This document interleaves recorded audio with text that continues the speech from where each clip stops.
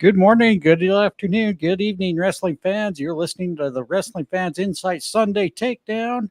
And today we are going to be going all about All In London that happened today on AEW's yearly pay-per-view. I'm joined by my co-host, Brian the Hype Ballard. How are you, my friend? Good, guys. And it is nice to have a pay-per-view that's over by 7 p.m. on a Sunday Eastern time. So I'm kind of liking that. Yes, that's been the best thing about this one being in London is I didn't have to stay up until 11 o'clock or midnight watching media scrums. So thank you for it being somewhere else in the world. Carlos, how are you, my friend? Yeah. Good. I know Stampede's like amateurs when you get no problem complaining about that. The guy who stays up watching 24 hours a day. I'm good. I'm finally caught up. It was kind of a rough day or two, but again, small world problems compared to what other people face every day. But just glad to be here. Happy, excited to talk about this pay-per-view. Yeah, it was good. I got to get up and not go to church and then watch wrestling all day. Perfect. Loved it. Great stuff. Have them all. And I guess he didn't need an introduction, but we also had Stampede here. So he's talking to himself, though. That's okay. Well, as we've established already, there's like three or four. Exactly. So, exactly. Yeah. Which one do you guys won the poll for the most guests in this? None of us, unfortunately. Exactly. Yeah. And we also have our co-host Heather, who has joined us for quite some time. Heather, how are you? I'm doing okay. So I'll just see if I can come by and say hey to everybody. Well, hey Heather. So yeah. The frickin' new girl, I think we call her. We can't call her frickin' new guy, but I'm glad to have pretty much almost the entire team. William's out due to some personal things going on, so it's going to be 5 out of the 6 of us today. But this is going to be a very special episode for those of you who are joining us live on our channels. We're live on X through Carlos and my X handles. We're also live on our YouTube channel, live on our Twitch channel, The Fans of Pro Wrestling. And we're also live on our YouTube channel at Wrestling Fans Insight, which you can also see on our main website, thefansofprowrestling.com. But we're also live on X Space as well. If you go to my handle at WF Insight Pod, you can see where the purple circle around my name should be. Hopefully, yeah. I know X has been kind of glitchy on that. If not, go to my main timeline, and you should also be able to find the space there. Just kind of or his burner account, Choco Taco Lover #1. Wow. You really know how to pull up some painful memories, don't you? Anyways, thanks to Carlos for ruining that moment. If you do happen to join us on X-Base, we will get to listeners' comments later on. We're going to get through the main part of our show here first, but overall, why don't we get your overall general feelings over the show before we start breaking down match by match? Let's start with Carlos. I give it a 9.5 out of 10, honestly. There's just a couple of things, like mainly just the Christian thing, and then the placement of the coffin match really didn't do a lot for me, but other than that, I thought the show was a home run. Brian? Yeah, a couple things I liked on the show. I liked the atmosphere, the feel. I liked that we had a few little fun surprises in there, unless you were really reading through the dirt sheets. But I mean, it was, to an average viewer, fun surprises added throughout the show. And I felt like the booking, it was well balanced. And this could have been because of the earlier start time, but I just never felt tired watching it. And I just kind of kept going like, yeah, let's go to the next match. Yeah, let's go to the next match. So I enjoyed it. Yeah.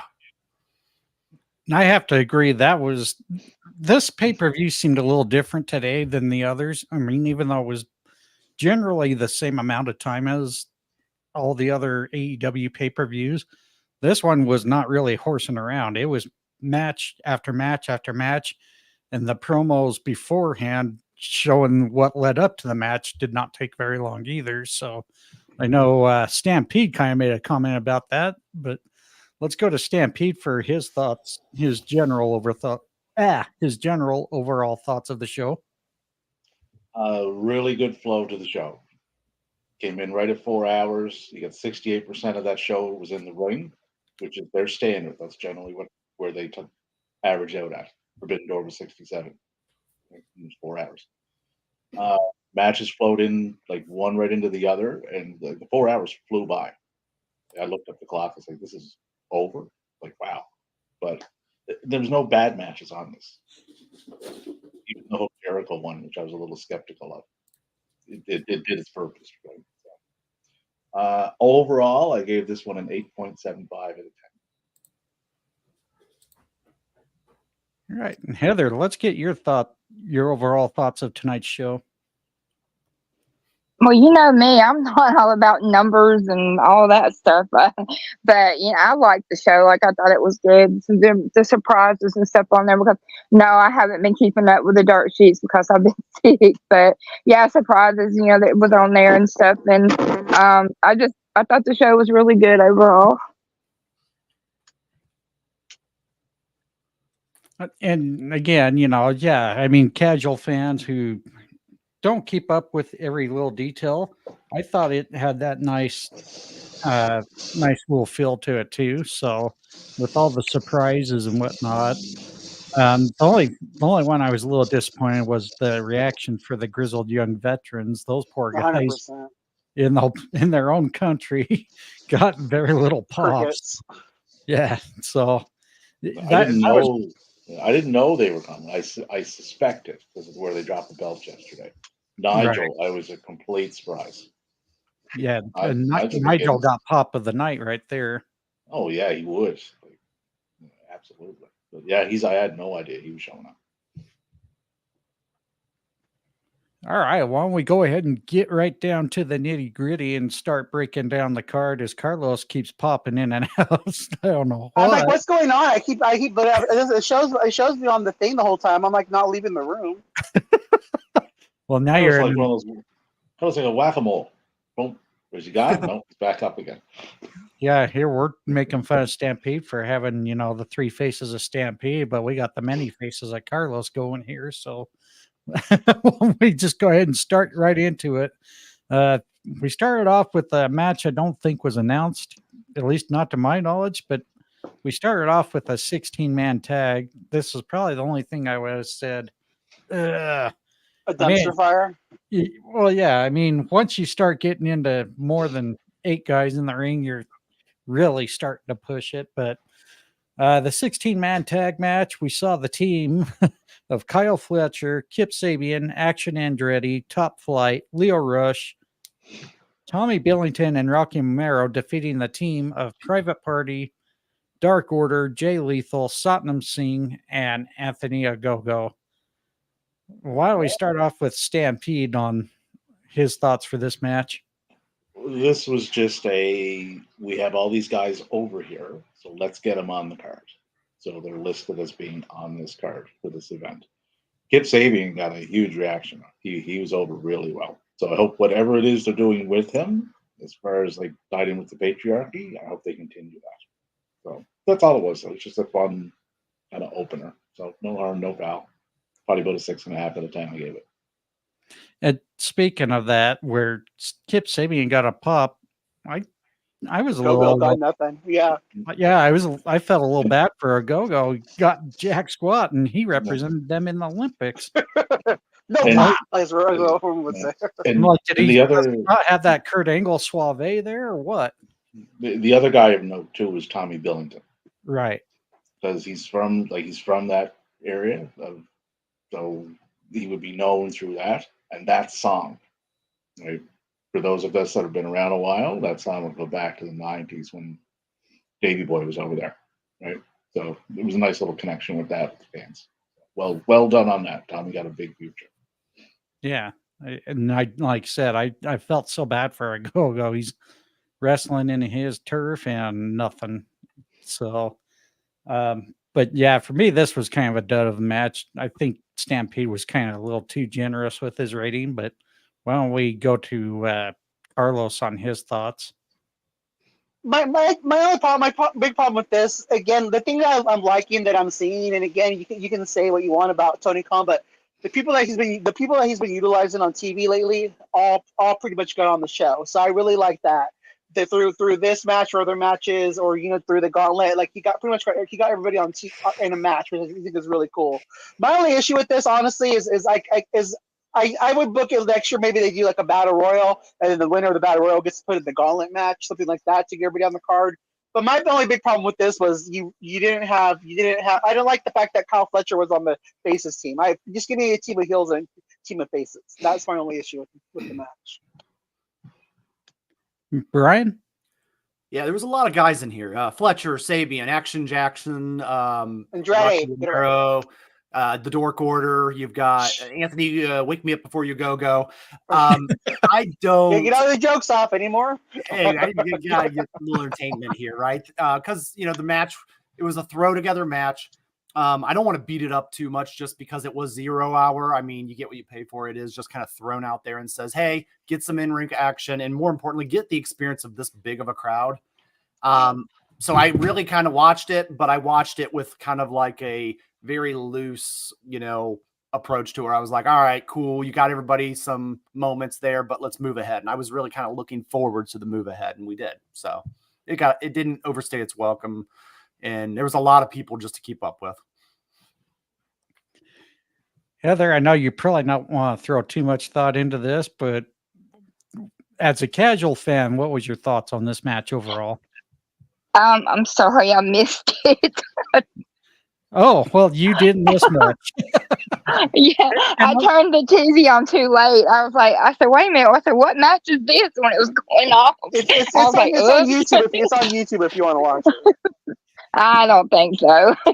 Yeah, you didn't miss much. When I say and I know this is going to strike some people wrong way. We're not saying this in a bad way, but I'm sorry, a 16-man tag match has then a 10-man match too. It's like, come on, just do a battle royal. Like I said, just do a battle royal. Call it a day.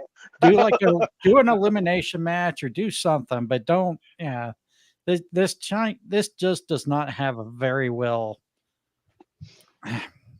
This will not keep any attention on a match very long. So we need to break records. We need a 40-man tag match. I want to see like the 40-man Royal Rumble. and then when every 30 seconds when the bell rings, you rotate, and that's how people get in and out of the ring. Right. It's gonna be like a lumberjack tag match. I mean, it's like good. I mean, like I said, I applaud him for getting. I mean, pretty much everybody who's been on Dynamite or Collision or Rampage for like the last 6 months got on the show, and I think that's great. But yeah, clusterfucks between the 10-man and the 16-man is just too much. Yeah. Anyways, I want to give a shout out to a couple of ex-users who chimed in. I hope I'm pronouncing his last name right. Kelvin Baker, it's a good one.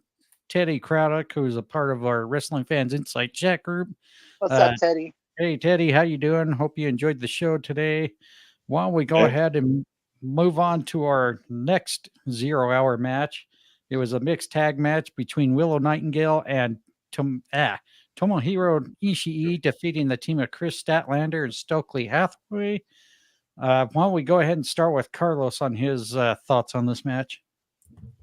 It was entertaining. I mean, Stokely was how he came out, and then that's why I was laughing when we were because I'm watching it right now on silent. It was a nice little moment. I think the Hills should have won, but again, it's about making the crowd happy, so faces go over. But it was a good match. It was where it belonged. Brian? Yeah, not too much on this one. Willow is definitely a fan favorite, and you wanted to get people excited throughout the night. And again, it just kind of was a 0 hour match. So we just kind of pushed right ahead, made sure the ring ropes didn't break that night, and then moved everybody right on to the next thing. All right, Heather, there's a lot of pressure here because you're a Willow Nightingale fan. Please tell me you at least watched this one. Yes, I did. I watched it, and I was happy that Willow won because Chris Statlander is a bitch. Now, there. Sorry. Wow. Nah, for real. I love Willow, and I'm glad that that she won. But Chris Statlander, she's just yeah, she did her dirty. So yeah, she's a bitch. I said it. Yeah. Okay. Just don't get me in too much trouble, because if she's on that next Jericho cruise and sees me, it's my ass. So just let you know. Okay. All right, Stampede, let's get your thoughts. I agree with Heather. Stat is a bitch. But this was a means to an end match, right? Get to the result to get to the stipulation for All In. So now Willow gets to pick the stipulation for the match with Statlander. Stokely had a couple of fun moments with Ishii, which was kind of entertaining. For the match itself, probably about a 5.25 out of 10. Like, it was nothing special. All right. I'm going to go on and move on to our next favorite, mine and Carlos's, the 10-man tag match. The team of Dustin Rhodes, Sammy Guevara, Ross and Marshall Von Erich, and Katsuyori Shibata defeating Cage of Agony, Matt Taven, and Mike Bennett.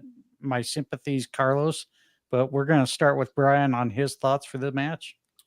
Again, it's almost like the other one. They just kind of booked everybody and threw them in there, right? I know this one was a little more planned out. I believe they announced it the night before, but it got everybody some moments, got them on the card, and again, we moved on.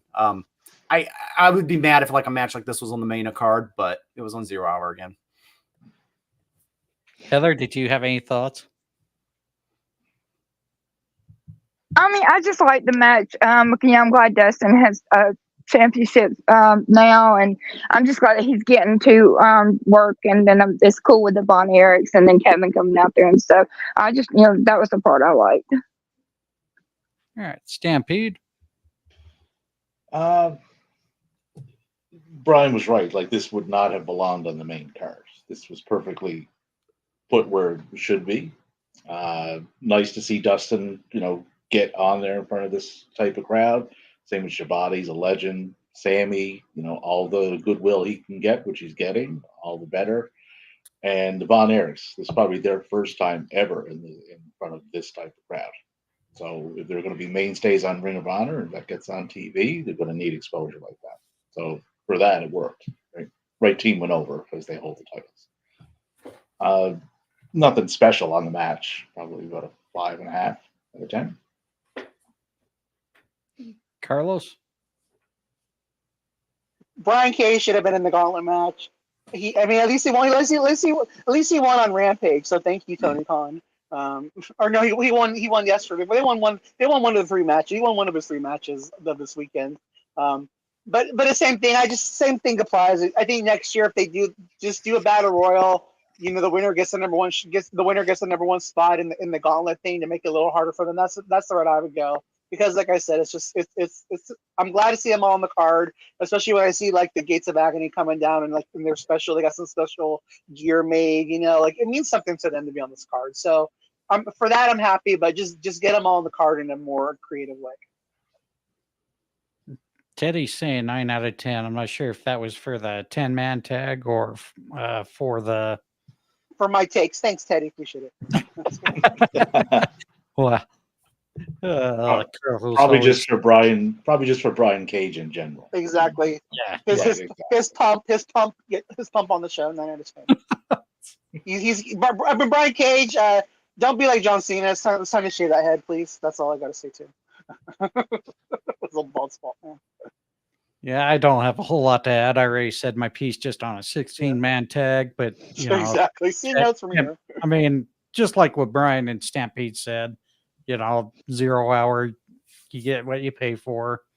Perfect place for him, but I still don't think you want to go too heavy like that if you want to get fans' attention. So, but why don't we move on to a moment just before we went to the main part of the show airing?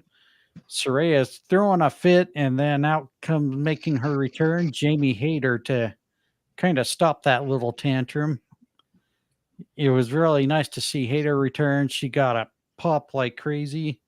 Brian, how'd you react with Jamie Hayter making her return? pleasantly surprised. A very well placed strategic spot too, like you said, right before that main card started.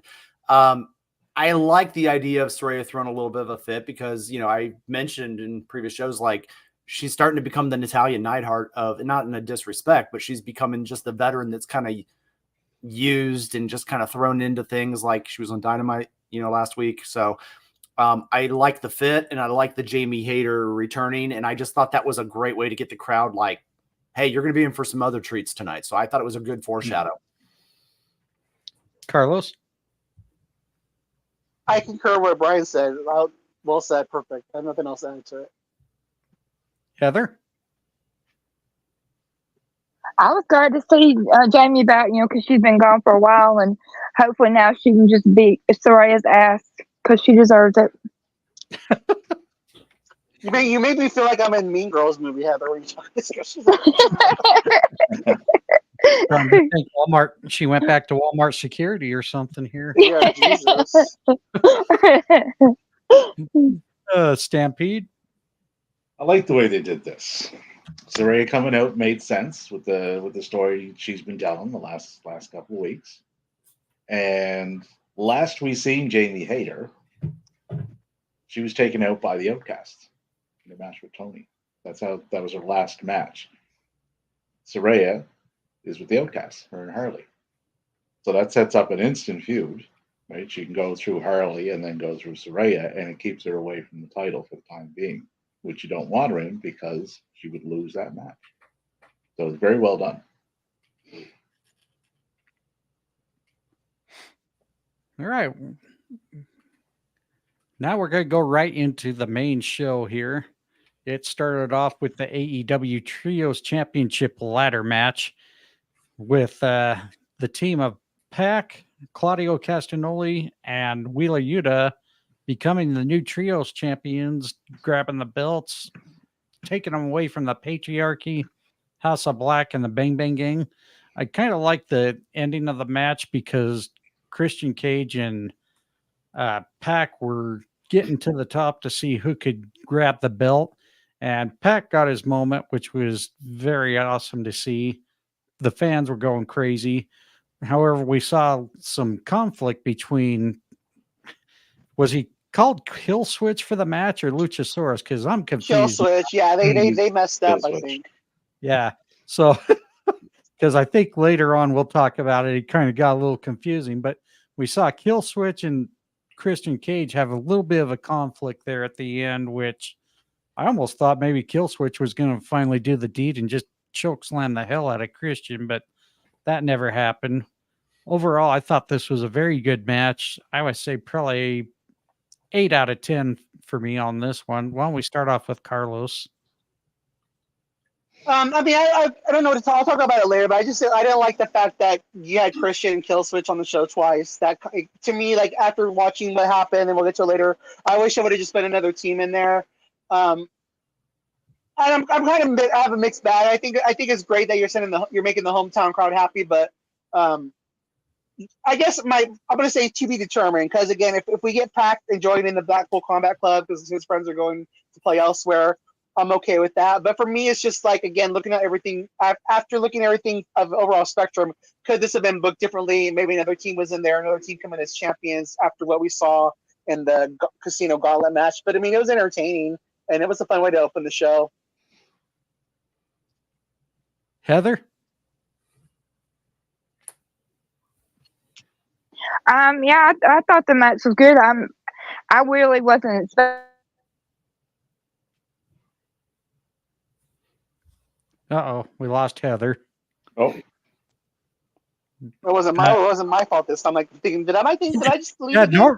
normally this happens to Carlos, so sorry for some. Am I back? Yeah, Yeah. you're back. There we go. Yeah. Just like that picture of table. my phone, my tablet's stupid. But anyway, yeah, I like the match. I really was expecting House of Black to win though. But it's interesting that that Pac and Yuta and that won. But I don't know, just gonna see where it's going. But yeah, I'm just so over Christian and all his crap, and I'm waiting on Kill Switch to murder him. Wow, Wow, that's a little extreme, don't you think? No, it ain't. No. Oh, okay. I'm gonna call Heather Shivani because she doesn't like the heels. But when it comes to getting heels back, she's like, fucking murder those motherfuckers. But don't touch your faces. But so you're now Heather Shivani. Congratulations. Okay. I endorse that. I think I like that name. Yeah, you're Heather Shivani. Way to keep the insight in our team name here, the Wrestling Fans Insight, Heather. So, why don't we move on to Stampede for his thoughts? And while I don't want anyone to die coming out of what's going to happen from this match, as far as Killswitch and Christian goes, the plan was, as far as I know, was for Pac and the Lucha Brothers to win this, but we know that's not happening. If Pac is going to be in the Blackpool Combat Club, I don't really have an issue with that either, because Danielson will be on his way out. One in, one out. Pac is from that area, so it fits in with the club itself. Right? And Pac got his moment. Like the crowd was really into that, and deservedly so, because he wasn't on last year; he was hurt, and so he missed that. All in all, good match. Same, I gave it an 8 out of 10. The kill switch turn is coming, right? But this also sends Christian off into a singles role. So we know what happens a little bit later on in the show, but we'll get to that. But there's other people that have issues with Christian who would need him in a singles role to make that work. So that part of it worked too, I thought. So all in all, good. It was enjoyable though. Brian? I thought it was a good match for an opening match on the main card. The kill switch stuff, it's like the slow drip of a faucet, right? It's drip, drip, drip, and slowly it's just leaking a little bit, and it's eventually, it's going to build. Great spots in the match. I particularly liked Wayne hitting the tope into the Canadian Destroyer. I just thought there was a lot of fun spots, and it got you out of your seat a little bit. And then they just kind of moved right ahead, and with a little bit of storytelling in the background of this one. So with the kill switch stuff that you guys mentioned, especially you, John. So I gave it an A. I thought it was a good and did its job. And speaking of ratings, Teddy gave the match an 8.5 out of 10. Thank you, Teddy. Why don't we move on to now the second match of the night, which I thought was misplaced in the show. This should have been more toward the end, in my opinion. It was for the AEW Women's World Championship. New champion Mariah May defeating Timeless Toni Storm. And I thought these two women killed it out of the park. I think it was probably the second best match of the night, in my opinion. Why don't we start off with Stampede on his reactions to this match? This is exactly how you do top tier characters, top tier storytelling, and pay it off with a top tier match. This is exactly how you're supposed to do it. And this match delivered in every aspect of that story that they told. Just amazing work from the two of them. 8.75 out of 10 I gave this, but as far as women's matches in North America, this is my number one women's match for the year so far. Just top-notch stuff. No complaints with this one at all. Heather, since you're in the calling every woman a bitch mode and cat fights, let's get your reaction on this one. Okay, well, see, I didn't like the whole Toni Storm thing, Timeless Toni Storm thing in the beginning that she was doing, because it just was odd to me. But as it got on, I liked it. Well, then, this match here, leading up to everything, how Toni made Mariah, and then her turn, it was just perfect, just totally perfect. And and then Mariah, yeah, you bitch, you turned on Toni, so. Yeah, but yeah, it was a good match. A really good match. Well, let's also throw in the fact that Mariah slapped her own mother. Oh, yeah. Quite hard. Yeah, I'm like, holy hell. That was not I almost slapped her thing. That was I nailed her. I was like, why did you leave me at the doorstep there? All right, Carlos, I hope your tits are out and your chin's up. Why don't you give us your thoughts? Well, the thing that I like about pro wrestling is is that we can all rate matches in our own little way, you know. And I think me and Stampede have a different way of rating matches. For me, this match is a 10 out of 10. Like for me, the storytelling, the the way you, like he said, the way you pay it off. For me, the emotional, like I was emotionally like just like invested in this match. I mean, like I said, I was like, because again, I had a rough day, so I'm trying to catch up on X a little bit, and then I'm like, oh shit, I gotta put my phone down. It was just had to put my phone down for this match and just pay attention to every little detail. Like 10 out of 10 for me. Like because again, it's easy to say Danielson because the emotion I had with it, but for me, this was the match of the night. My only issue with it is again, like I've heard plenty of people in WWE say, you know, in documentaries, if you're not closing the show, you want to open the show. To me, this match should have opened the show. It was brilliant. It was well done. I loved it. It was great. It was again great payoff. I feel I got the payoff for being invested in this match. Yeah, great thing. I swear I got one little joke that I can say because I'm really watching now. It's the nicest Sarai to hold their family reunion and catering today. just saw the whole posse come out. They're like, oh wow, good for her, save a buck. Brian, before we go to you, Teddy gave this match a 9.5 out of 10. Hip attack versus hip attack. Yeah, those were some pretty brutal hip attacks they were throwing out there. They left nothing on the table, man. Great match. Oh no, man, it was pretty brutal between these two greats. Brian, let's get your thoughts. Yeah, my initial thought is, you know, there's a couple types of scenarios that always play out in wrestling, and you know, sometimes there's great moments that happen in matches, and I give an example of Bret Hart and Stone Cold at WrestleMania 13, and then sometimes there's, you know, good matches that come from great moments, and the great moment would be the shoe moment in the attack and the turn on Toni Storm from Mariah May that actually led to this buildup in this match, like you guys alluded to. And I feel like this is that example of how a great moment can turn into a great feud and into a great match. And I thought it did a great job. So it's an A. So before we go on to the next match, kind of want to ask your thoughts, all of your thoughts. Why don't we start with Stampede, because he's probably got a more sense of direction. But what do you think's next for Toni Storm, and who do you think is the first person to step up to Mariah May? First person I thought for both of them was Mina, but Mina just won a title over in Rev Pro. She's the undisputed Rev Pro champion now with women. So I'm honestly not sure where they're going with this yet, because Mariah is definitely a heel. So you got to look, okay, well, who's a face that can challenge her that's not already tied up in another program? Thunder Rosa jumps to mind, but she's been on a good run. She's been built up credible enough to do it. Toni, you might see take a little break too, just to kind of come back with a new revamped character. So, but my pick right now, I'm still going with Mina. Would be the next one because of their tie-ins with Stardom. Sorry.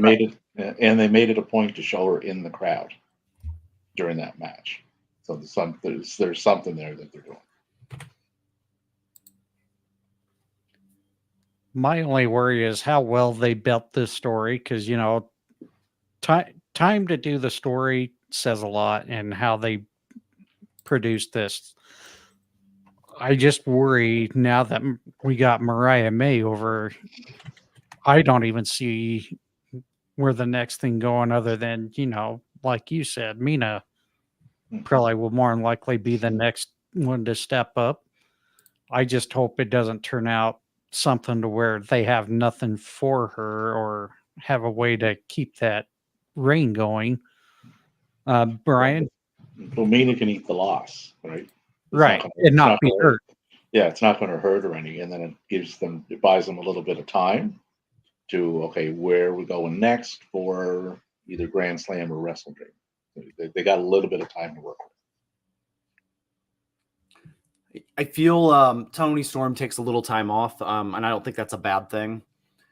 And I feel Mariah May, they're going to have to be a little careful of who they put her with, because, you know, we do forget that, you know, she is very new in her push.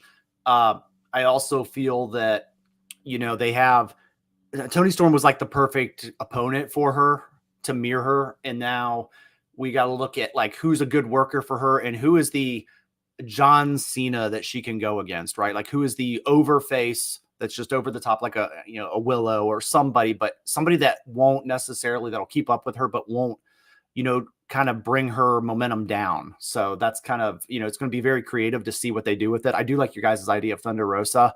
That's just an easy person to cheer for, and she could lead her to a good match as well. So, but I think there's a couple others out there they can think about.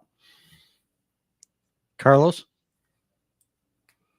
For me, the answer is the same person for both of them, and that would be Sheeta. I would do Sheeta versus Mariah May immediately for the title, even maybe in 2 weeks.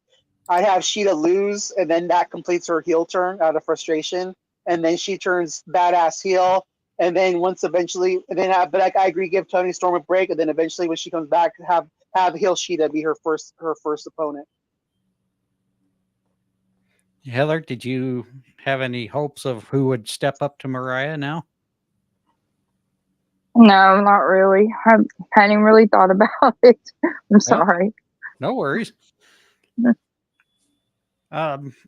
Teddy did ask a question, or let's see if Mariah May keeps the belt, will keep it on its skill or be protected. Anybody have any reactions to that? I do agree with her skill set. I don't think they'll protect her. Yeah, I definitely feel she's going to be protected. And then they're just going to have to strategically think about where they go after the Toni Storm feud. But I think too, I agree with you guys. I think Thunder Rosa would be a good opponent for her. I think a babyface Nyla Rose would be a good opponent for her as well. If they heat her up, I think those two women right there would be great people to have in feuds with her. You know who another one would match up really well with her, but she's more ROH right now. But Queen Aminata. Absolutely. Those two would match up really well with their styles in the ring. I want to see her take on Karen Jarrett. No, I'm kidding. Mama Wayne? Mama Wayne. Mama Wayne. Maybe a triple threat match. There we go. All set. Done. Karen Jarrett too. Let's throw her in there. All right. Well, hi guys. Hi. Ugh. Hi guys. I'll do it with you. Thank you. At least you entertain me. Carlos is Hi guys. Carlos is a Debbie Downer today. See, there he goes. Comes back in. For the FTW Championship, Hook regains the championship for the third time, defeating Chris Jericho. I don't have a whole lot other than, at least Taz showed up, and that was about it. Carlos?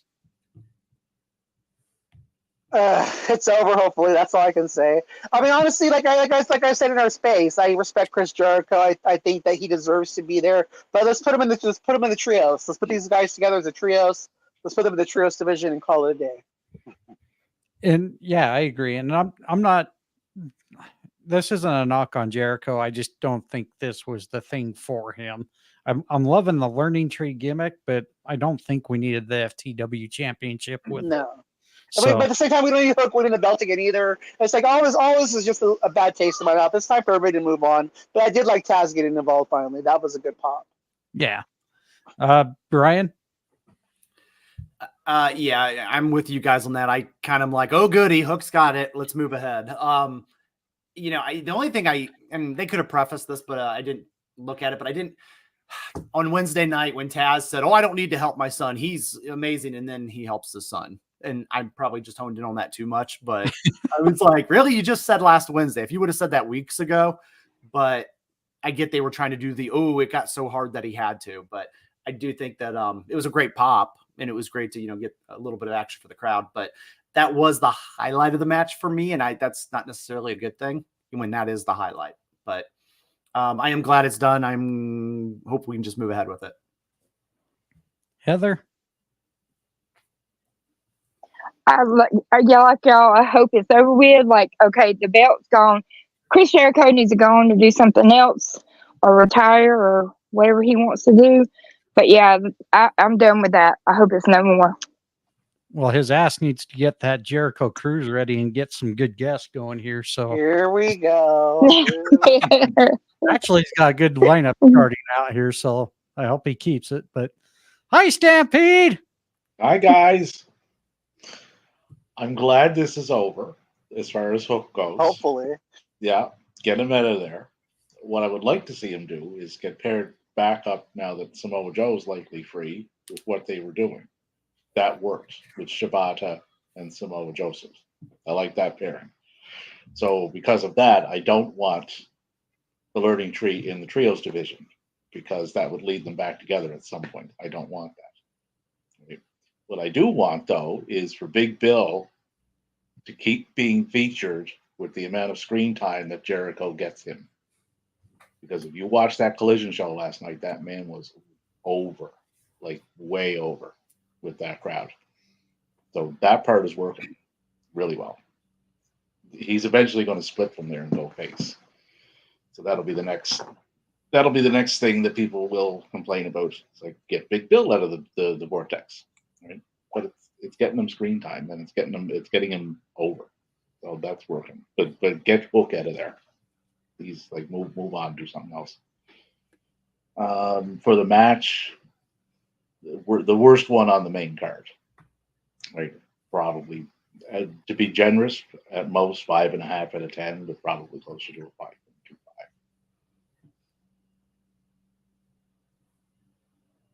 All right, Teddy's gonna kind of go against you on that. Thank you, Taz, with the Taz mission. 10 out of 10. It was a short match, and Hook did the Sandman angle from ECW. Nice on Hook and Taz. Thank you, Teddy, for that. With that being said, let's get out of this FTW Championship. Move on to the AEW World Tag Team Championship 3-way. The Young Bucks retain over the FTR and the Acclaimed. My apologies, Carlos. Let's go ahead and get your sorrows out of the way here. Man, just for anybody who questions, like why they claim, if you're questioning why they were on the card, or you question why they get the TV time that they do, like look at that crowd, look at how they were just like they just made their own little chant for them out of that song. Like it was beautiful, and again, like for me, it was like, the match played well because again, at the one point where Max Caster came off the top rope with the elbow with the mic drop, I thought they were gonna win, so I was emotionally invested in the match. Doesn't have to be even if the Acclaim don't have the titles, like the tag division is what got me into AEW in the first place. That's why I love the Acclaim so much. They're like a homegrown team, and I just really want to get back to where the tag division is a big anchor of the show, because I think just doing that would be a step in the right direction. But overall, the placement was perfect where it belonged. The match, the psychology, everything was good. I also like Cash Wheeler ripping his pants off. That was another big win for me. So thank you for that, Cash Wheeler. Oh, all right. Let's go on to Brian with his thoughts. Well, I mean, the Young Bucks, they put out more hits than the Beatles, right? That's what they were saying in the beginning. This is what I call, we haven't done this a while on the show, but the petty booking, right? It's 1 year later from the Brawl In match. Yep, they gotta get theirs. And you gotta have the Elite looking very strong on this one, and they do that kind of throughout the card. And whether that was a reason or not, you almost want to do it just to kind of stick it a little bit to our CM Punk buddy. But that's kind of, it was placed on the card. It, got us some tag action. But, I really think, did any of us pick anybody other than the Young Bucks winning this one? I can't remember from our chat room. I picked the Young Bucks. People picked the Acclaimed. Yeah, I picked the Acclaimed. Yeah, everybody loves the Acclaim. I get it. Yeah, see? All right, but that's kind of my overall. I felt like this was kind of maybe more of a backstage booking kind of thing, and we wanted to look strong with the Elite. Heather? Yeah, I just figured, the Elite was going to win, the Young Bucks, whatever the hell you want to call them. I figured that they were going to win because that's what it looked like. It's just something for them to show out and be the big bosses that they are, Stampede? One match, everybody looked good. Claim was way over. FTR is FTR. Like their legacy is cemented, as are the Bucks. I agree with Brian as to how the Bucks were presented, given the history, and that dates back to last year. There was no real wrong team doing this. I just wish the Bucks were a little less part time. It's the only problem. But the grizzled young veterans coming out at the end, how are they going to tie into this going forward? Right? Are they an extension of the Young Bucks and kind of do their bidding because of what they mentioned going up the ramp? Everybody's on notice, and they made sure to mention FTR and the Acclaimed. That's going to get you feuds outside of the title picture, which is hopefully going to reignite the tag scene a bit, because that does need to be reignited from what it once was. It's a shadow of its former self right now. They have the teams there to do it, though. Like Private Party, Gates of Agony, Top Flight, there's the Outrunners. They're really over right now. So they have the teams to do it. The M&M collection. M&M collection, they're way over. So hopefully this is the rebirth of a reinvigorated push for that division.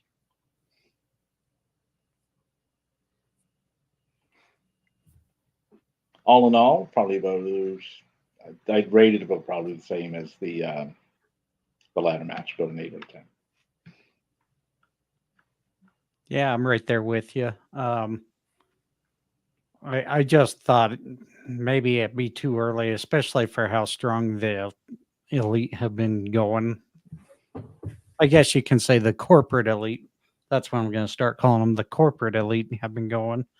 I just don't think it would have made sense to get the championships off them quite yet. But like Stampede mentioned, there was really no bad choice on who to go with, regardless, in that whole match. Comment here, sorry. Teddy saying the rap was funny. The Bucks won barely, 8 out of 10. And there could be another team that would be interested in taking those particular titles off Matthew and Nicholas a little bit down the road. And what team is that? As in Christian? They have a long history with the elite. One of them used to be in it. Kenny Omega and Kota Ibushi. So if that's what they're waiting for, right? Kota's already that wrestling. Makes sense. He's over in DDT, right? So he's getting his reps in over there, which is good. We know Kenny's situation. He's just not ready yet. So if they're holding off for that, then that reignites that storyline they started, right? So if that's what they're doing, I'm fine with that. I kind of really wish in some ways they would get Private Party back to being serious contenders for it. Just got to build them up. Yeah, build them up. I kind of wish they had their original gimmick they started with, be honest, but it seems like every time they changed, it just gets worse and worse for me. Yeah, well, one of them was hurt too for a fair bit, so that Mark derailed them a bit. So they kind of had to start back from not scratch, but lower down the pecking order than they likely should be. But I would prefer they get slowly built up, and that way when they do get to that stage, say, okay, this makes sense to have them here now, because I've seen them get built up instead of the here you are, here's Private Party. Right? Okay. I don't care for that kind of booking. All right. Well, we go on to the next match, the fun one that everyone's been talking about, the AEW Casino Gauntlet match. As we all saw, Christian Cage ends up winning that. But let's talk about all the participants that entered. Number 1 was Orange Cassidy. Number 2 was Okada. 3, Nigel McGuinness, who got the biggest pop of the night, in my opinion, for that, up until the main event. Kyle O'Reilly. Zack Sabre Jr., another shocker. Roderick Strong. Mark Briscoe. Hangman Adam Page. Jeff Jarrett. Ricochet, who made his AEW debut. Christian Cage. And Luchasaurus. Not Kill Switch, but Luchasaurus. So, and that's why we were a little bedazzled by what name he was going by. And before we get right to it, there was a comment made about the gauntlet match here from Jim over at Fan the Van. Why debut Ricochet in a gauntlet match and have a 50-year-old Christian Cage win a debut? Should have been the last man, in my opinion. Why don't we go with Carlos on his thoughts with that one? With the comment or the match in general? Why don't you do the match in general and then the comment?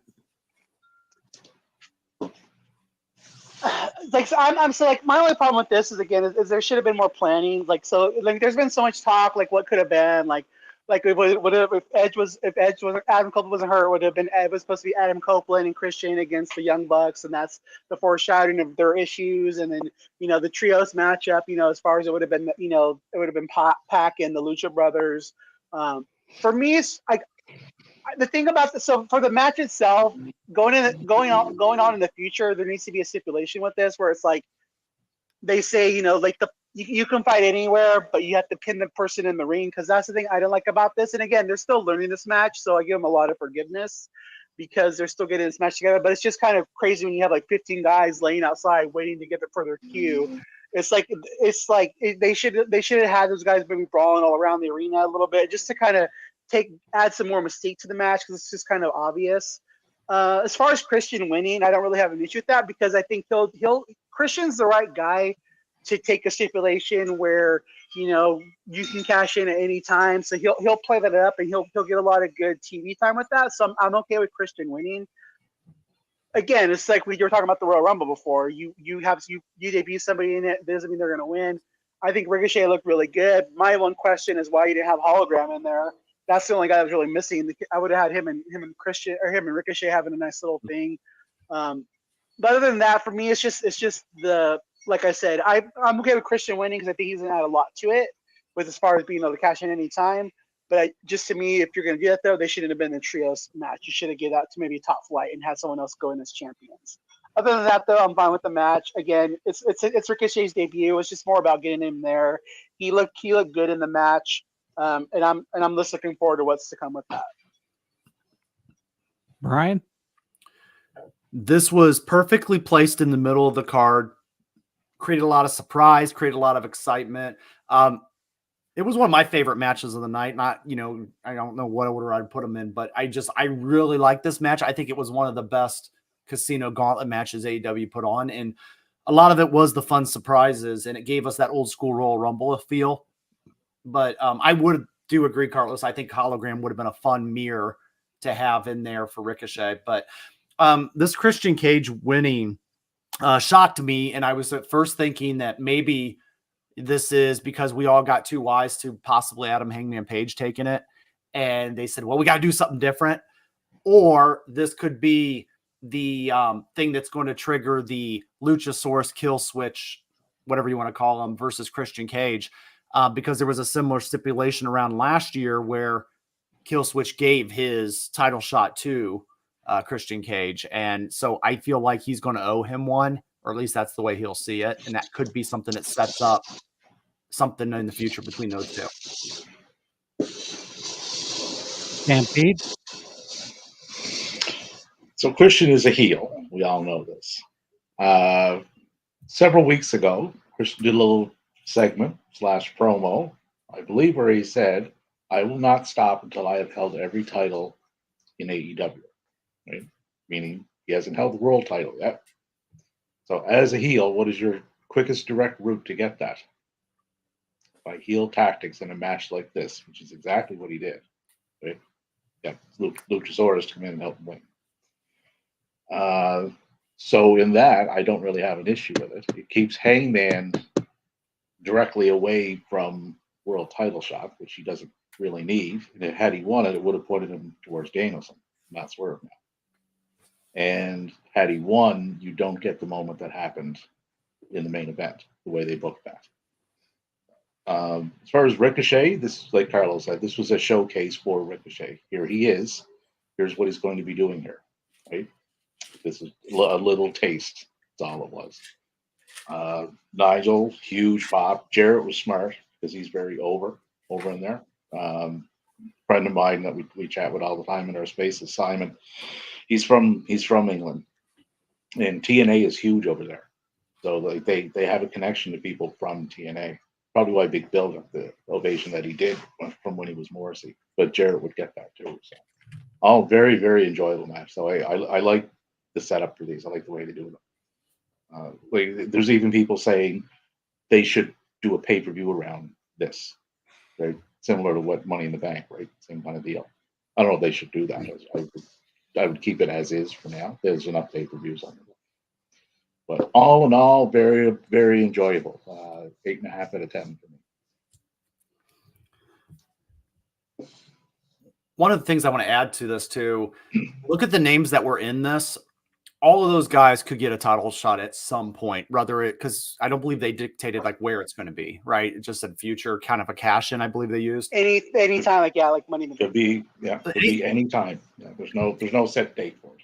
Yeah, and I feel like any of those names at any point, they could have made a case, even if it was a random Dynamite. And I'm like, I think that's why I like this, because I really was like, okay, they could really make a case for anybody on a quick title match, and just some kind of quick cash in. So, yeah.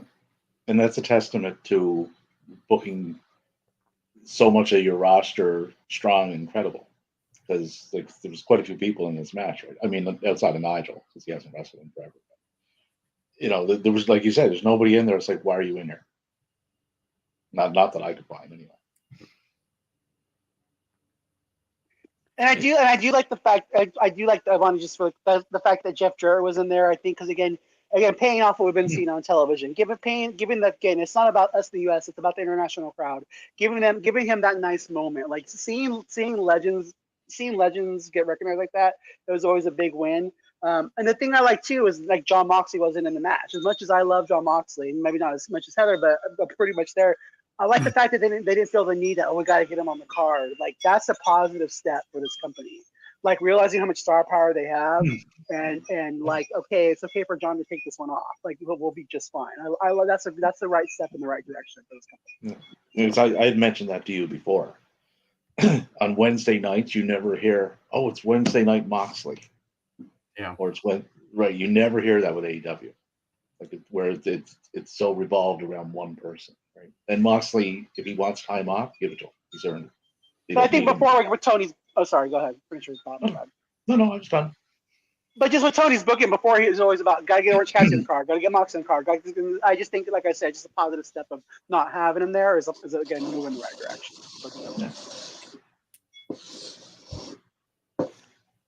Yeah, before we finalize it, Brian, did you have any more final thoughts on this? No, we can go ahead. Thank you. All right. Why don't we move on to the AEW American now transferred back to the International Championship. Will Ospreay, now the new AEW International Champion, defeating MJF. Now, why don't we start with Brian on this one? This match is what I expected it to be. It was a lot of great moments between these two. If you're a video game fan, the Assassin's Creed entrance of Will Ospreay inspired. That was pretty cool looking for me because I do like video games. So, and then of course you got the I call him Uncle Slam, but MJF coming out with his branding. But ultimately there was some showmanship between the two. We had some good moves. Kind of did center around the Tiger Driver 91, and they kind of did what they set up with their promos, and I got no problems with this one. But I did have it around A-. Stampede. So I gave this one a 9 out of 10, and it was the second best match they've had. Like that's a testament to the talent that these two gentlemen possess in the ring and their ability to tell a story in the ring through in-ring work. Just the way they did, like Brian said, the way they tied in the promo and the segment work that led to the Tiger Driver 91. Just, incredible stuff. Right person went over, got the belt back, because that American title, that was just a point A to point B to get Max into that gimmick specifically for this match and this crowd. Right. So very, very, very well done. Just no real complaints with this one. Carlos. It was everything I thought it was going to be, and again, it didn't disappoint, and it was a well done match. The thing that I like too is again you control the troll sometimes, right? So I think having Daniel Garcia come out the way he did, and everybody's like, oh, did he resign? Did he not resign? Like it gets people talking about your company, and that's a smart move. And again, I like him coming out there because it's just everything about this match it paid off. It's storytelling, and it was everything I thought it would be. It lived up to it. The same time, I think they booked it perfectly for themselves. They know that they're not going to have the emotion of a Bryan Danielson retirement. They didn't have a year-on storyline of Tony Storm or Mariah May, but they knew that they could steal the show, and they went out there and they put on what was the perfect match for where the match was. It was just well done. Period. And just to talk on Carlos there, they splintered these two guys off into ready-made storylines, right? Max is going to be with Daniel now. And Will, he has Pac waiting because he has that shot in his back pocket. And Ricochet has a match with his buddy Kyle Fletcher, which he is most likely to win. So that could also point him in the direction of Osprey. And MJF was smart to utilize this time to hush his critics, which he shouldn't have any of. But the amount of times he wrestled the last couple months, this is how this title going overseas, really treating it like it should have been. Again, just kudos to him, and he's just doing even more and more to cement his legacy as well. Just well played.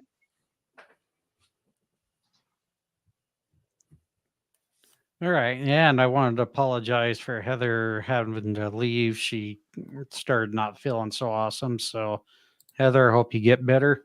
We're going to go ahead and move on to the AEW TBS Championship. Mercedes Monet successfully retains over Dr. Britt Baker, DMD. I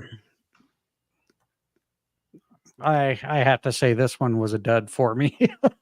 This should have been more at the beginning of the show, and the women's world championship should have been here. I thought there was a few things in the match that kind of concerned me performance wise, but why don't we start with Stampede on his overall thoughts? Well, Britt Baker obviously needed some more reps before this match. She was off way too long. Right? She was at a sink a lot. It's getting a lot of hate online. I don't think it's as bad as everybody was saying it was. It had a few real clunky spots. Certainly didn't help it. Right person went over. But, Mercedes was not going to lose this. Right? But they got it. Like, if they're going to have Britt in this type of rotation at this level, they got to get her in the ring more. Because it did really showed like the rust that she had, which is unfortunate. But it's not the god awful match everyone is making it out to be either. Right?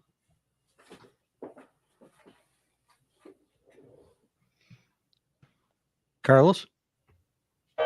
Well, first I apologize. There's a train going by. I live by the train track, so it's not tugboat or it's not choo choo. That was ice train. Ice train's not here. A train's not here. Whatever train. So you're the hoe train. It's not a follow train. I could be the hoe train for the right person, but I think they're censoring you. Hey, we're over here waiting for you. I'll be right there, guys. I got a podcast to do. Do you want to wait a minute and Brian can go? Brian go first. I'll go while you're being right to censor is hitting you up pretty hard. So what we've got is Mercedes Moné, Britt Baker. I think we were let down in a sense. Not that the work was bad. I think in the sense of we've got these two big star names, and I think in our minds we were like, "Oh, this is WWE versus AEW, right? This is a Clash of the Immortals going on here, and we're going to have some really amazing, epic moments." And the promos leading up to that did really good. I actually was praising their contract signing on Wednesday, and I said that's how you do a contract signing. It doesn't always have to end in major, fisticuffs. So I thought the promos were back and forth. They were fun. They were interactive. They were doing this AEW versus WWE type vibe to it. And then it just kind of happened, and we go, oh, okay, well, what's next? So I don't know. I mean, I imagine they would try to run it back and redeem themselves a little bit, maybe at All Out. But right now, I just felt like it was the pre-show of this matchup. It was the preview for it, and it just didn't hit the way that a lot of us was expecting. And the thing with Britt is she operates better in certain styles of matches, like the ones that she had with Thunder. Like, that's her go-to. Like that's her sweet spot as far as matches go. When you try to get her into different styles, she's just not as good in those. And we did see that tonight. But get her in a hardcore match with like thumbtacks and throw some chairs in there and a ladder. That's her element. That's more of her element, I think. We're going to backtrack just a little bit for Teddy here. Sorry, I missed your other comments, Teddy. We're just trying to keep things going. Teddy says, I'm glad Will won the Assassin's Creed, the Russian dude that titled the Assassin's Creed Shadow. Yeah, the game. With Will was great. The video package was great. And MJF watched Rocky too many times from the intro, and Will came from behind, had an answer for all MJF's tricks. 10 out of 10. I agree. It was a pretty damn good match. It was definitely up there. I think that one definitely should have, if not been the second to last, maybe third to last tonight. Carlos, are you done being on the hoe train there? Yeah. Woo, yeah, choo-choo. Okay. For me, I'm gonna say this about this match, and again for me, I'm mad because I didn't get my prediction right, and it wasn't that I thought Britt was gonna win the title.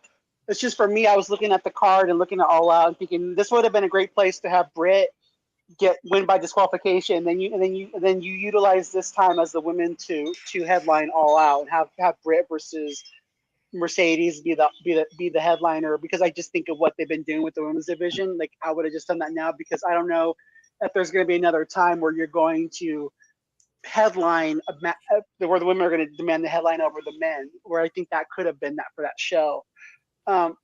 Because again, you had, like you said, AEW versus the person who was the face of the women's division versus the person coming in from WWE.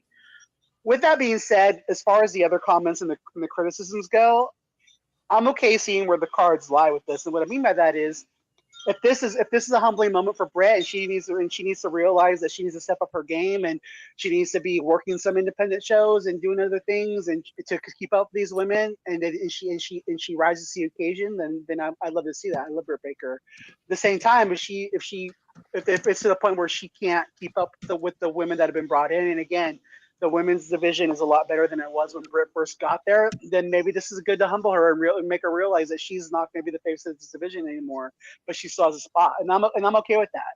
But I think when you have such a stacked card, everyone doesn't have to be a home run. I still commend them for what they're doing with the women's division and for giving them the placement, and again, giving Mercedes, treating her like she should be treated when you're paying that kind of money. And again, I'm looking forward to see what's next for both these women. All right. Well, we go on to the second to last match of the night. It was a coffin match for the AEW TNT Championship. The scapegoat Jack Perry manages to retain over Darby Allin. Well, you had quite a nice surprise right toward the end, as they were going to look like they were going to light Darby Allin on fire, but Sting came out to stop the carnage. Why don't we start with Brian on his overall thoughts?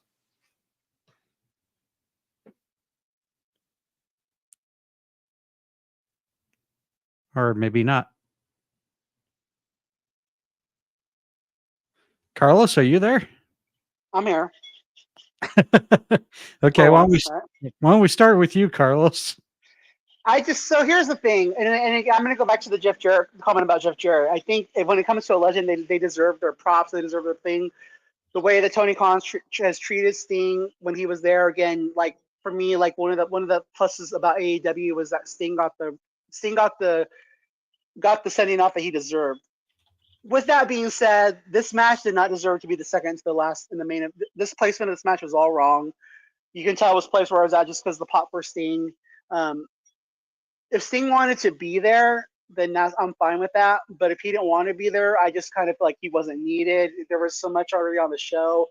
You didn't need to bring him in just to make the crowd happy. He did wrestle there already last year. But at the same time, if it was something that Sting wanted, then I have no problem with that. I would have liked to see them use this time to introduce Sting's son if he's going to be there. I thought that would have been a nice reason for Sting to be there. But overall, again, I thought Darby might win because they wanted him to erase Cody from the records books as being the first 4-time TNT champion, but that didn't happen. But overall, I'm happy with the way. I'm happy that Jack won. I'm happy with that. But just for me, again, all respect in the world to Sting, but was this really needed at the show? And then I don't think this match deserved to be the second to last. Didn't deserve a co-main event spot. I just thought it was placed wrong on the card. All right, why don't we go to you, Stampede?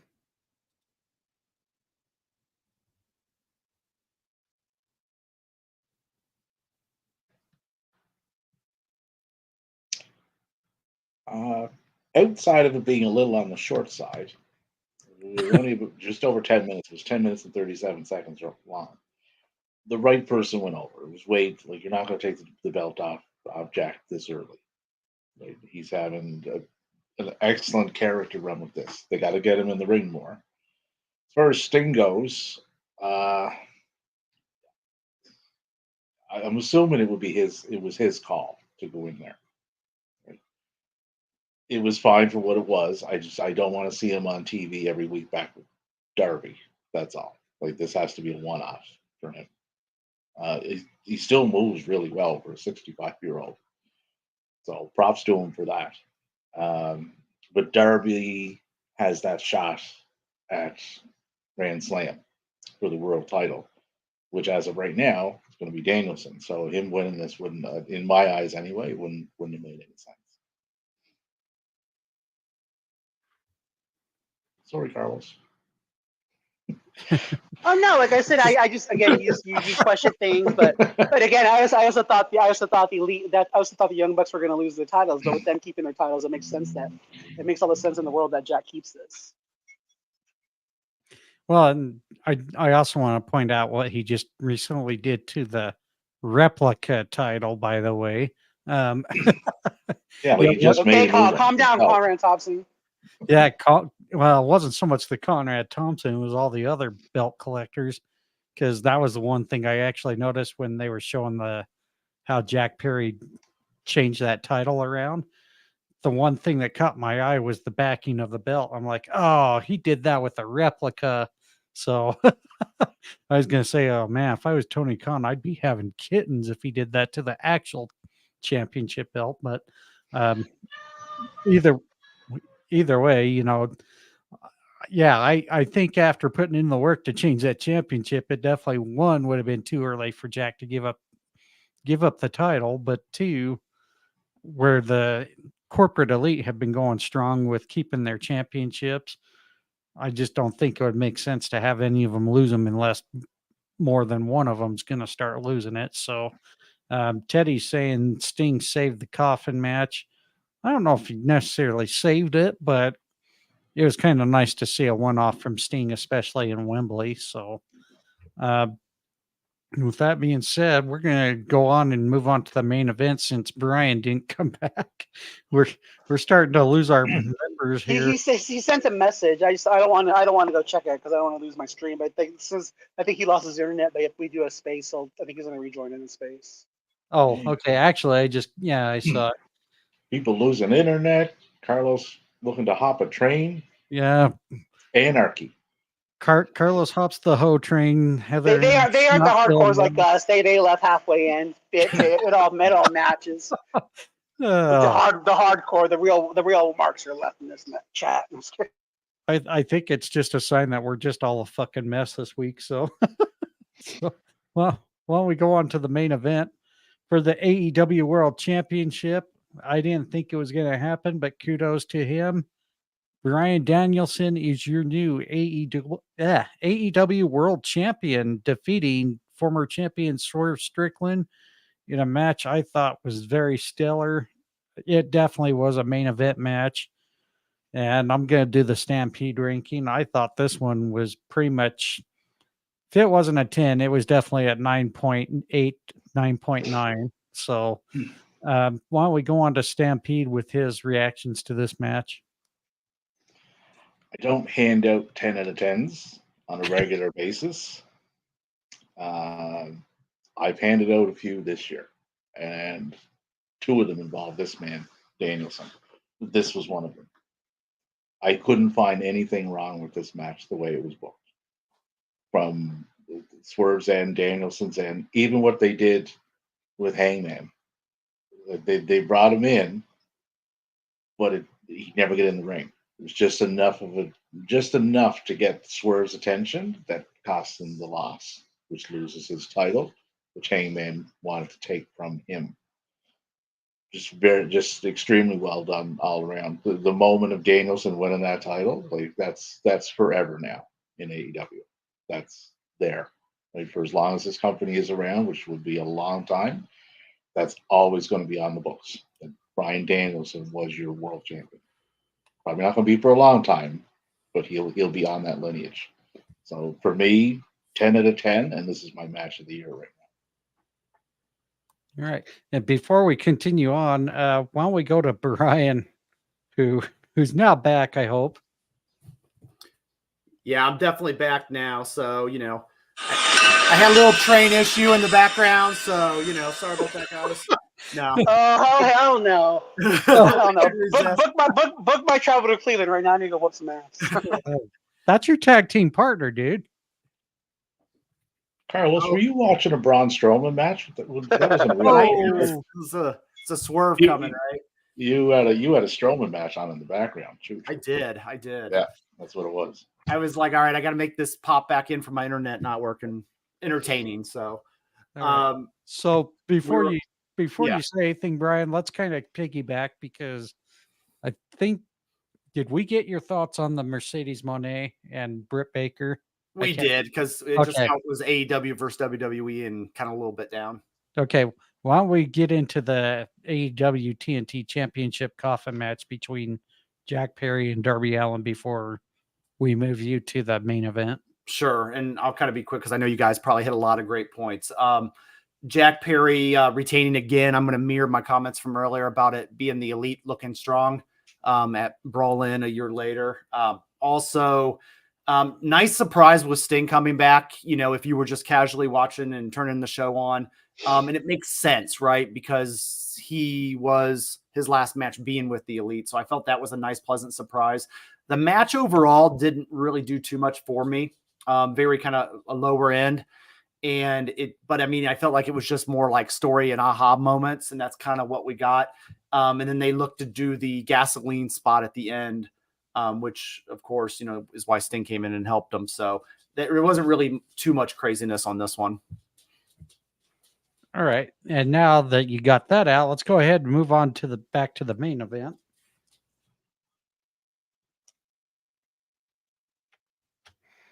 Go ahead, Brian.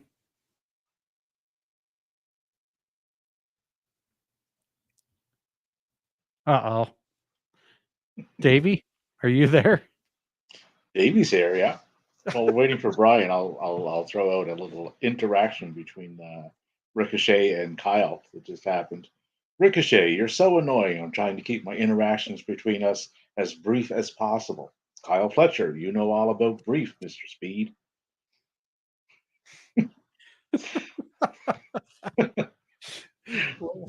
It's begun. Why can't they keep WWE out of their notes over there?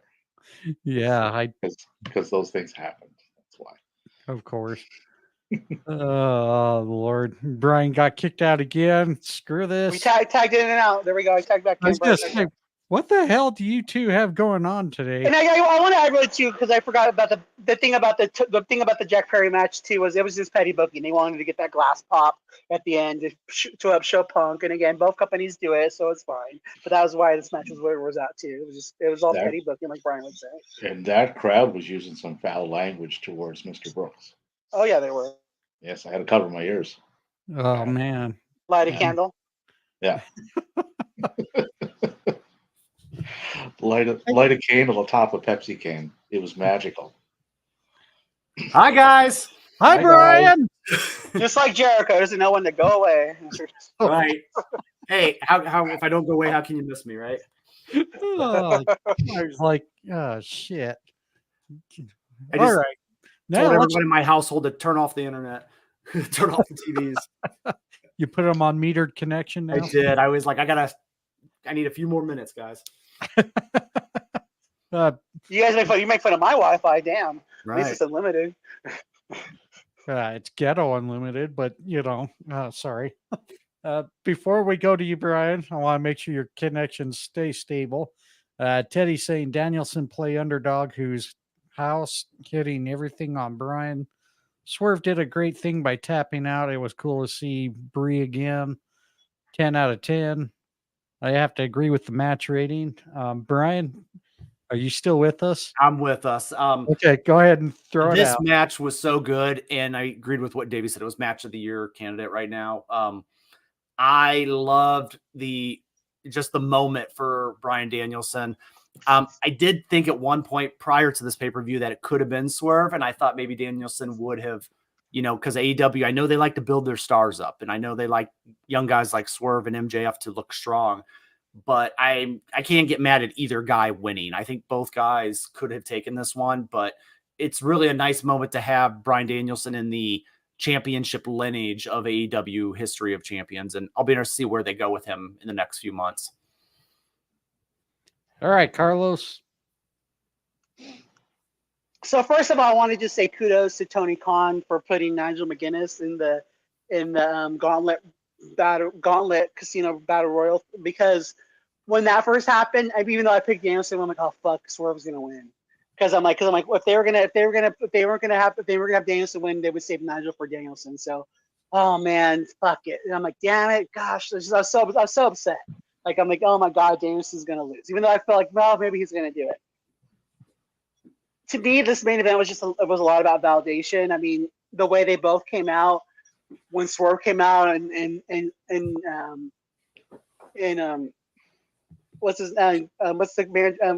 Prince Nana's going whose house, and the whole place going Swerve's house.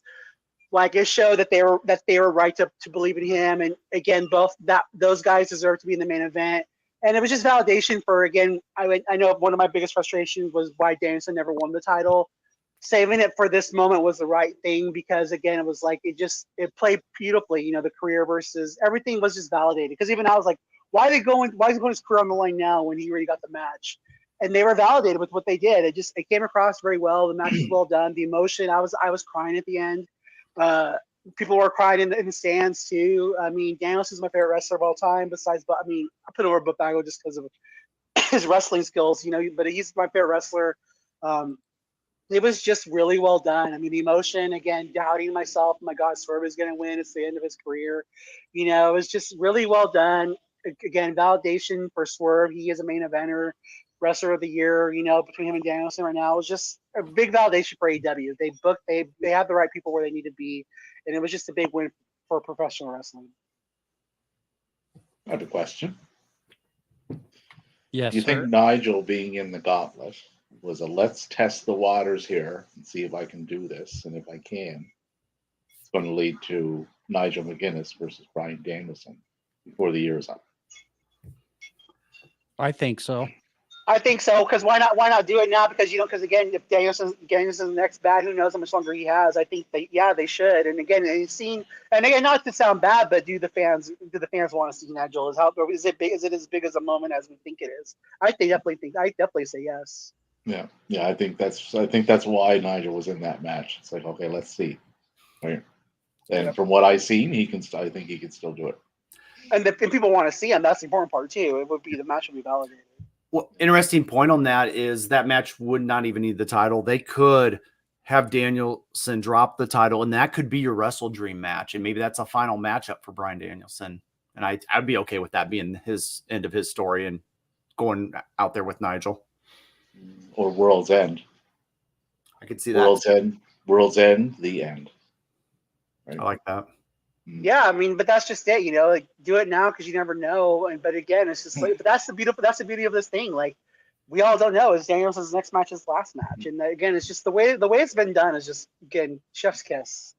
And you could run a match like that, similar to the match that Danielson had with Sabre. Same style, right? Where it's more holds and wrestling, and there's not a lot of stiff shots.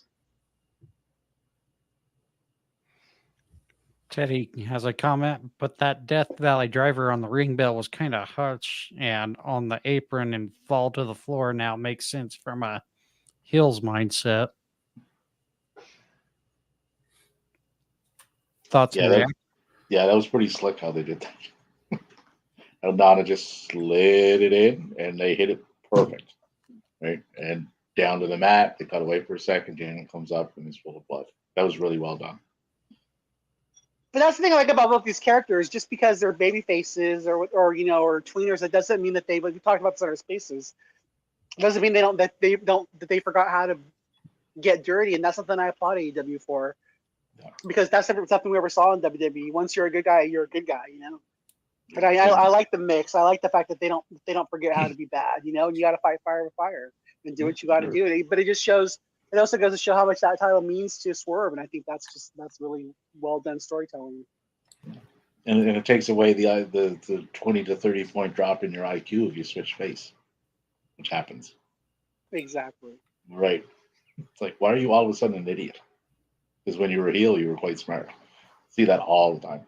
Right. All right. And with this here, like, Danielson, the way in which he beat him too, right? Like he beat him with a wrestling hold. Like, I outsmarted you.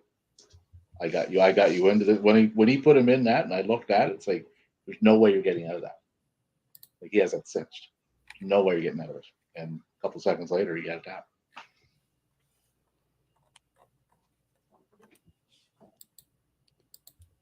All right. Just before we get into our final thoughts here, for those of you who are listening to our X or not listening to the X space, but that are seeing our X space, I don't want. I keep screwing this up. If you're in our space, you've been waiting to talk. Now would be the time, right? Is that what you're saying? If you're in space, now's the time to talk. If you're viewing us on this through X, through Carlos or mine, go ahead and jump into our X space there as we will take fan comments, questions, thoughts. Again, on Matt WF Insight Pod, or if you go to Carlos's account at C to the LOS 77. If you're viewing us from there, please go to at WF Insight Pod, find the space post. It has been going since the show started. But if you're just viewing it on X, we're going to be going right to space here shortly. So feel free to come join in the fun conversation. Let's go right into our final thoughts for the event tonight. Let's start off with Brian. It was a fun event. I never got tired throughout the whole show.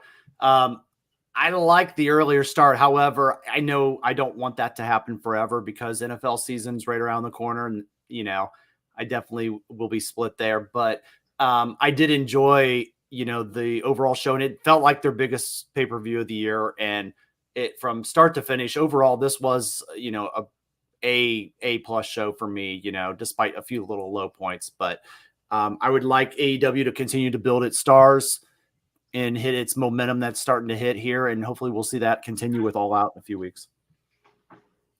Carlos?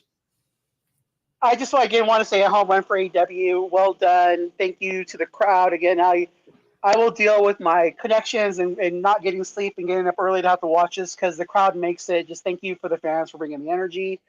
And again, I just think this was a positive direction for AEW, not having Jon Moxley on the show, only having 9 matches on the pay-per-view. It flowed very well. It flew by, not feeling like every match got its time, besides maybe like the coffin match. Like everything just flowed very well. It was well structured, well placed. Every match besides the women's match, I think should have been number one. Every match was just a job well done. Chef's kiss to everybody. Thank you for doing this. And I look forward to what they have in the future because the company is definitely in the right direction. For those who are hoping this company is going out of business, sorry, it's not going anywhere. They're going up from here. It's just well done. I'm really happy for AEW. And again, thank you for listening to the fans. Again, I want to root for a company that listens to fans and takes what we have to say and puts that in consideration. Thank you. Davey? Well-built stories leading into a pay-per-view that had a lot of pressure on it to deliver, and it very much delivered. Like Brian said, this was enjoyable, start to finish. Wasn't perfect. No pay-per-view is, or PLE. But the 4 hours, it flew by, right? Because it was just match into another match, right? And it had a really good flow to it. Had nice visuals. The camera work was really good. Just how they were catching certain things, the entrances, like it just all tied in really, really well.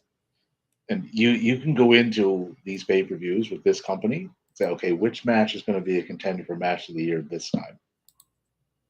And you can always pretty much pick one. Right? Like I'm looking at my top 20 now, and there's a few from AEW pay-per-views. Right? Danielson is in my top 3 against 3 different people. So the way that they're presenting their wrestlers there's just so many of them that are so credible too. That's what makes a large roster and a deep roster a credible roster. Because like Brian, I think it was Brian that said in that gauntlet, right? Anybody that was in there, say, okay, yeah, I could see you getting a title shot. That's what happens when you book through your whole roster. So just well done, just extremely happy with the whole thing. Yes, this was definitely a very well laid out pay-per-view event. Again, nothing's ever perfect, but AEW has really done a fantastic job with their pay-per-views, especially for those who are pro wrestling minded, not so much the sports entertainment minded, but the pro wrestling minded. Yeah. I did see a few people say that actually, but they were from the other camp. There's too many matches on this, man. There's too much wrestling. It's like, well, stop watching wrestling. Yeah, I think some people don't. You're interested in something else. It ain't this.